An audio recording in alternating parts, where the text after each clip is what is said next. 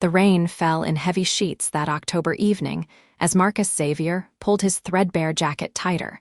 The single umbrella he owned held firmly over his 7-year-old daughter Lily's head. His own shoulders were getting soaked, but he barely noticed. His daughter's warmth and safety were all that mattered. "Daddy, you're getting all wet," Lily said, her bright blue eyes so much like her late mother's gazing up at him with concern that no child her age should have to feel. "I'm fine, sweetheart," Marcus replied with a reassuring smile. "Besides, I'm pretty sure I'm waterproof." He flexed his arm in a silly show of strength that made Lily giggle, the sound warming his heart despite the cold rain. They were walking home from the community center where Lily had attended an after-school art program. It was a luxury Marcus could barely afford on his construction worker's salary, but seeing how his daughter's eyes lit up when she talked about colors and shapes made every penny worth it. Since losing his wife to cancer 3 years ago, he'd worked tirelessly to give Lily some semblance of normalcy, often taking double shifts and weekend jobs that left him bone-tired but determined. As they rounded the corner onto Maple Street, Marcus noticed a little girl about Lily's age standing alone at the bus stop, her school backpack clutched tightly to her chest. She looked frightened, her eyes darting around the empty street as the rain poured down. "Daddy, look," Lily tugged at his sleeve. "That's Emma from my art class. She looks scared." Marcus immediately changed direction, steering them toward the girl. As they approached, he could see she was shivering, her thin raincoat providing little protection against the downpour. "Hey there," Marcus said gently, adjusting the umbrella to cover her too. "You're Emma, right? Lily's friend from art class." The girl nodded, relief washing over her face at the sight of a familiar face. "My mom was supposed to pick me up, but she's not here," Emma said, her voice small and trembling. "Where do you live, Emma?" Marcus asked, already mentally calculating if they could squeeze in a detour to get this child home safely. "Cherry Hill Estates," Emma replied. Marcus tried not to show his surprise. Cherry Hill was the wealthiest neighborhood in town, with sprawling mansions behind ornate gates. It was at least a mile in the opposite direction from their modest apartment. "Tell you what," Marcus said, making a quick decision. "Why don't we walk you home?" "I bet your mom is worried sick." "Really? Thank you." Emma's face brightened, and Lily gave her father a proud smile. "Daddy always helps people," Lily informed Emma with absolute certainty as they began walking. "He says it's what makes the world go round." The walk to Cherry Hill took longer than expected, with Marcus slowing his pace to accommodate the girls' shorter legs. They chatted about their art projects, favorite colors, and the tadpoles they'd observed in the park last weekend. By the time they reached the wrought iron gates of Cherry Hill Estates, the rain had lessened to a drizzle. Emma led them confidently through the neighborhood, past homes that Marcus knew cost more than he'd earn in several lifetimes. Finally, they stopped in front of an elegant 2-story house with large windows and a circular driveway. Before they even reached the front door, it flew open and a woman rushed out. "Emma. Oh my God, Emma." The woman swept the child into her arms, her relief palpable. "Where have you been?" "I've been calling the school and driving around looking everywhere." "The bus left without me, Mommy," Emma explained, "but Lily and her daddy brought me home." The woman turned toward Marcus and Lily, truly seeing them for the first time. Marcus found himself momentarily speechless. Despite her obvious distress, she was strikingly beautiful, with warm brown eyes and chestnut hair that fell in damp waves around her shoulders. She was dressed in what appeared to be an expensive but understated gray suit, though her bare feet suggested she'd kicked off her shoes in her panic.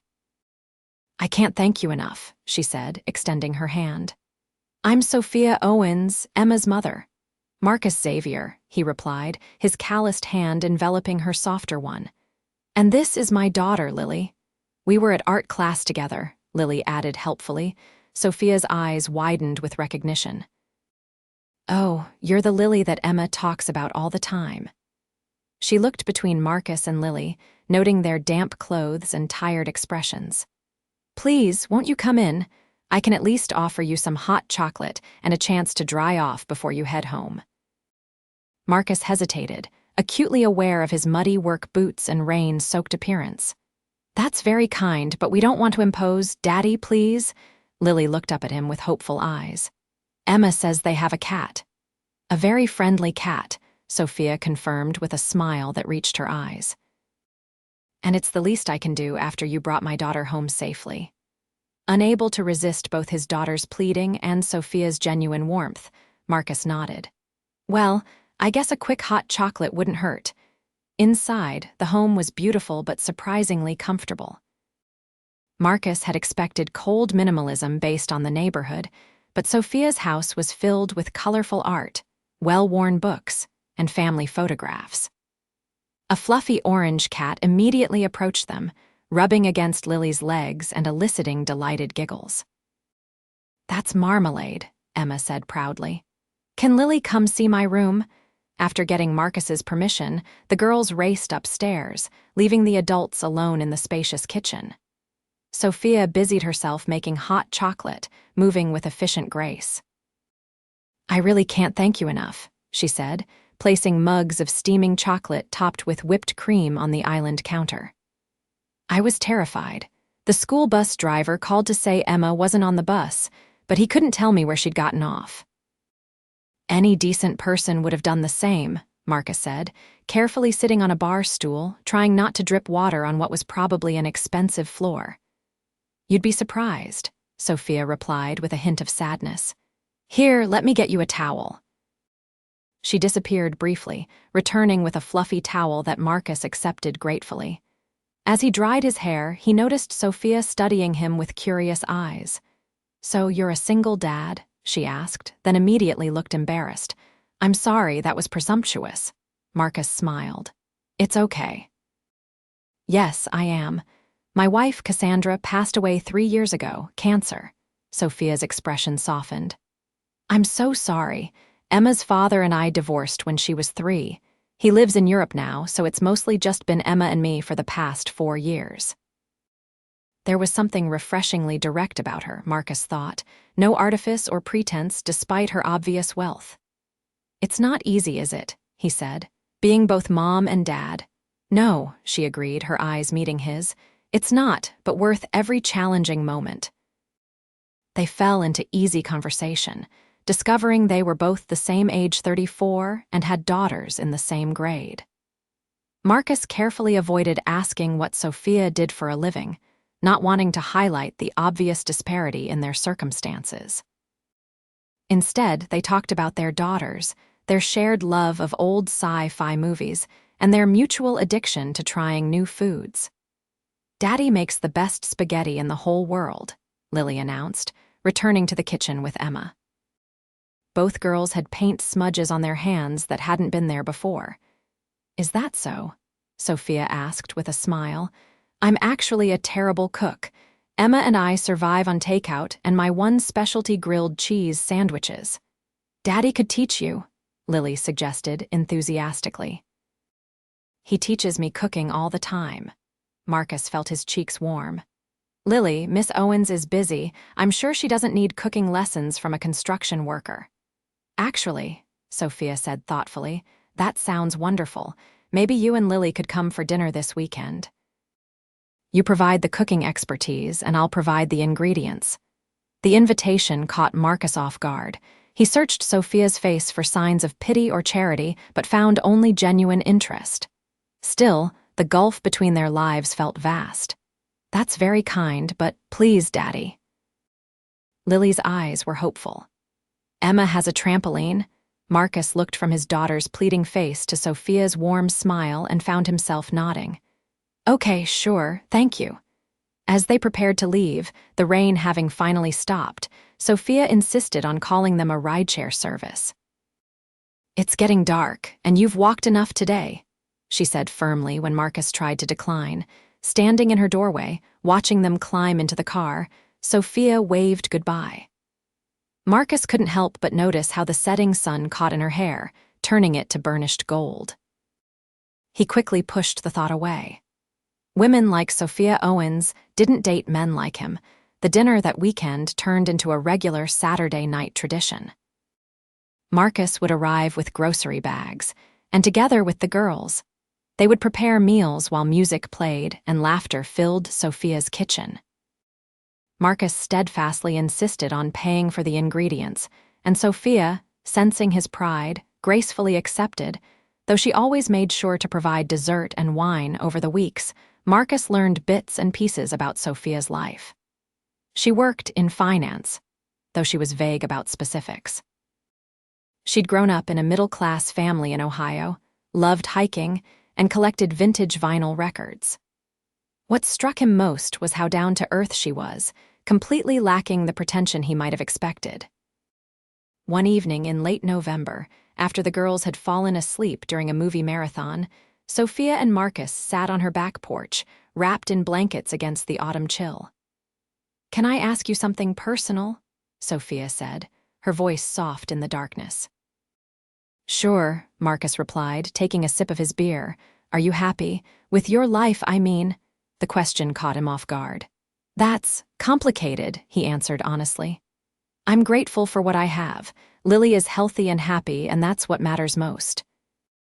But if you're asking if this is the life I imagined for myself." He shrugged. "Not exactly. I wanted to be an architect, actually. Had 2 years of college before my dad got sick, and I had to drop out to help support the family." Sophia nodded, her expression thoughtful. "What would you do if money wasn't an issue?" Marcus laughed softly. "Finish my degree, for starters. Buy Lily a house with a yard. Maybe start my own design-build company someday." He looked at her curiously. "Why do you ask?" "Just getting to know you better," she said, but there was something in her eyes he couldn't quite read. "You're an interesting man, Marcus Xavier." "Not really," he said with a self-deprecating smile. "Just a regular guy trying to do right by his kid." "That's exactly what makes you interesting," Sophia replied, her voice warm. "In my world, that's rarer than you might think." Before he could ask what she meant by her world, a small voice called from inside the house. "Daddy, where are you?" The moment passed as they went inside to attend to a sleepy Lily who had woken up confused about her surroundings. But as Marcus drove home later that night, Lily asleep in the backseat of his old sedan, Sophia's questions lingered in his mind. The following Tuesday, Marcus was laying tile in a luxury apartment downtown when his phone rang. Seeing Sophia's name on the screen made his heart beat a little faster, something that had been happening more frequently lately. "Hey, Sophia," he answered, stepping away from the noise of the construction site. "Marcus." Her voice sounded different, hesitant perhaps. "I know this is last minute, but I was wondering if you're free for lunch today. Just you, not the girls. There's something I'd like to talk to you about." Intrigued and slightly concerned, Marcus checked his watch. "I can take my lunch break at noon. Everything okay?" "Everything's fine," she assured him. "I'll text you the address. See you soon." The restaurant Sophia had chosen was far more upscale than anywhere Marcus would normally eat. He felt distinctly underdressed in his clean, but worn jeans and button-down shirt, as the host led him to a private table in the back where Sophia was waiting. She looked stunning in a sleek navy dress, her hair pulled back in an elegant twist. But it was the nervous smile on her face that caught his attention. "Thanks for meeting me," she said as he sat down. "I hope I didn't pull you away from anything important. Just some very demanding tile," he joked, trying to ease the unexpected tension. "What's going on, Sophia? You seem different." She took a deep breath. "I haven't been entirely honest with you, Marcus, about what I do for a living." His stomach tightened with unexpected dread. "Okay. I'm not just in finance," she continued, her fingers fidgeting with her water glass. "I'm the founder and CEO of Owens Financial Technologies. We specialize in financial software and security systems for banks and investment firms." Marcus blinked, processing this information. "That's impressive, but why keep it a secret?" "Because," she said, meeting his eyes directly, "my company went public last year. The IPO was very successful, very, very successful." Understanding dawned slowly. "So you're not just well off, you're wealthy," she finished for him. Yes, significantly so. Marcus sat back in his chair, unsure how to respond. Part of him felt foolish for not having realized sooner, but another part felt a strange sense of betrayal. "Why tell me now?" he asked finally. Sophia reached across the table, her hand stopping just short of touching his. "Because I care about you, Marcus, more than I expected to, and I want a real chance with you, which means no more half-truths." "A chance?" His heart raced despite his confusion. "With me?" "Yes," she said simply. "With you, if you're interested." Marcus ran a hand through his hair, his thoughts chaotic. "Sophia, you live in a different world. You're a CEO. I lay tile and hang drywall for a living." "I don't care about that," she said earnestly. "Do you know what I see when I look at you? I see a man who puts his daughter before everything else, who works himself to exhaustion to give her opportunities, who notices when a scared little girl needs help and doesn't hesitate to walk her home in the rain." Her voice softened. "That's the kind of man I want in my life. The kind of man Emma needs in hers." "It's not that simple," Marcus argued, though his resolve was weakening under her sincere gaze. "People will talk. They'll say I'm after your money." "Let them talk," Sophia replied with unexpected fierceness. "I've spent years being pursued by men who see me as a trophy or a bank account. You're the first man who's seen me just me in a very long time." The waiter approached, breaking the moment. They ordered almost mechanically, both distracted by the weight of their conversation. "I need time to think," Marcus said once they were alone again. "This is a lot to process." "I understand," Sophia nodded, disappointment flashing briefly in her eyes. "Take all the time you need." The remainder of lunch passed in awkward conversation about safer topics: the girls' upcoming school holiday concert, the unseasonably cold weather, a new restaurant that had opened downtown. When they parted outside the restaurant, their goodbye was stilted and uncertain. For the next week, Marcus avoided Sophia's calls and texts, needing space to sort through his conflicted feelings. He missed their Saturday dinner tradition, but couldn't bring himself to face her yet. Lily, however, was less understanding of this sudden change. "Why can't we go to Emma's house?" she demanded, her small face scrunched in confusion. "Did you and Miss Owens have a fight?" "No, sweetheart," Marcus sighed, setting aside the bills he'd been struggling to pay. "It's complicated grown-up stuff. Do you like Miss Owens?" Lily asked with the direct simplicity of a 7-year-old. Marcus hesitated, then nodded. "Yes, I do, very much." "Then why are you sad? Mommy always said when you like someone it should make you happy." Out of the mouths of babes, Marcus thought. "Your mom was very smart," he said, pulling Lily onto his lap. "The thing is, Miss Owens and we come from different places. She has a lot of money, and I don't." Lily considered this with serious contemplation.